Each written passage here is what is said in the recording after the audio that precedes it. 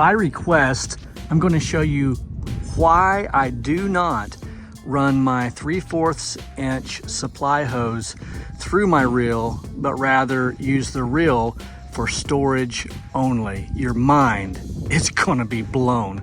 Before we do that, be sure to like and subscribe, hit the bell tab and leave a comment. All of that serves to help the channel, and as you know, the channel needs all the help that it can get.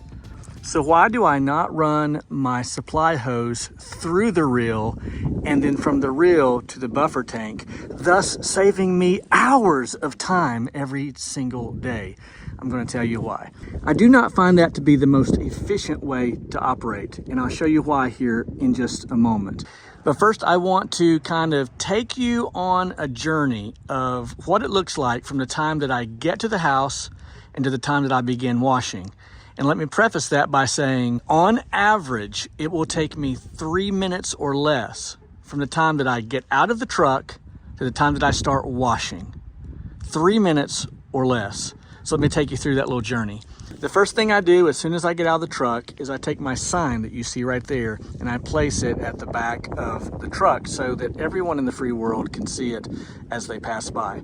Then I immediately grab this hose and I begin walking to the home and I plug it into the nearest spigot at the home. Now, as a caveat, let me tell you that I never address the homeowner until that is done. Even if I see the homeowner, I'll wave, give a snarky look, whatever, plug into the home and make sure that I've got water going into my buffer tank before I address the homeowner, if at all possible, of course, without being rude.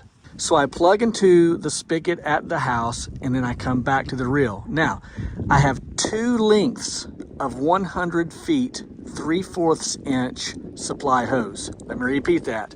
I have 2 lengths of 100 feet, 3/4 inch pressure washing hose. Do not go 5/8, certainly do not go 1/2 inch, 3/4 only. Most of the homes that I wash are 100 feet or less from my rig. So generally speaking, I will not be using 200 feet of supply hose. I disconnect after the first 100 feet, then I march right over to here and I hook in to this supply hose, which by the way runs to the top of my buffer tank where I do not have a Hudson float valve or any type of valve. I encourage that, but this is a do as I say, not as I do video. I do not have any type of valve at the top. Once the water gets to the top, it's running straight into the buffer tank.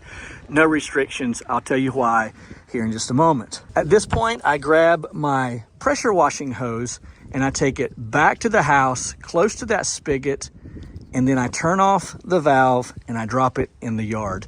Now, I have 4 lengths of 50 feet sections, 3/8 single wire, non-marking pressure washing hose, rated at 4,000 PSI.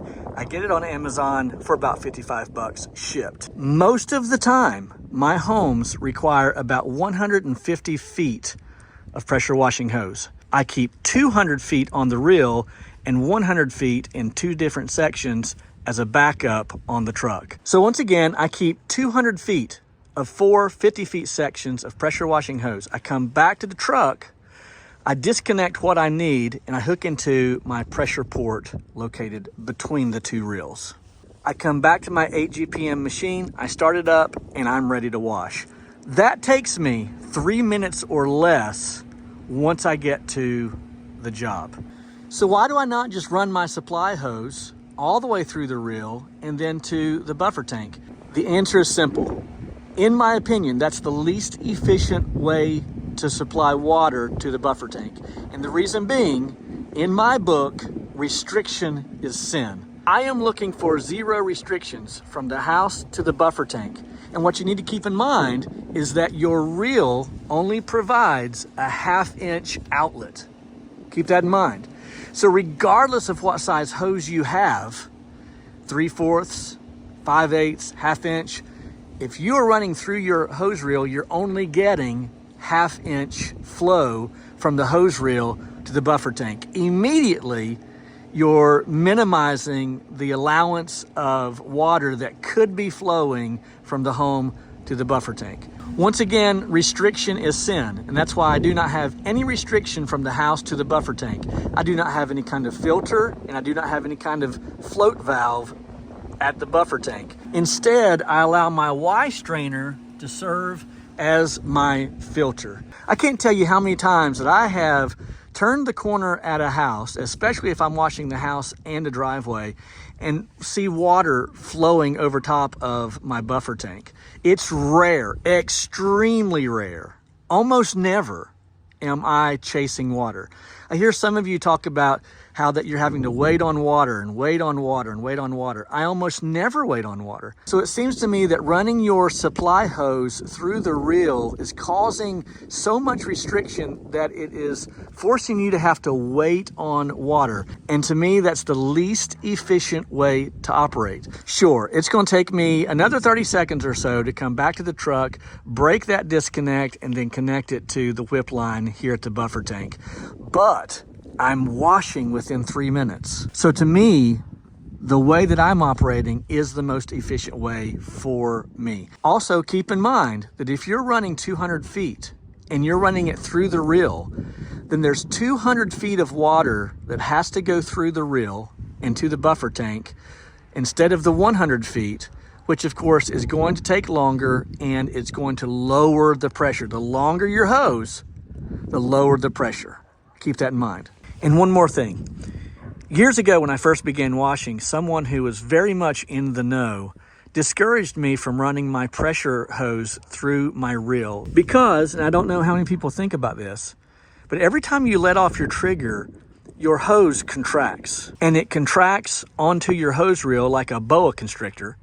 And over time, it will cause the hose reel to warp. That's what I've been told. And so from the beginning, I've always used my hose reels for storage only. So I hope that helps you to understand why I never run my supply or my pressure hose through the reel. If this has been a help to you, be sure to like and subscribe and hit the bell tab, and then also leave a comment. I'd greatly appreciate it. All right, there you have it. Mike, the Fresh Rinse, and I'm out.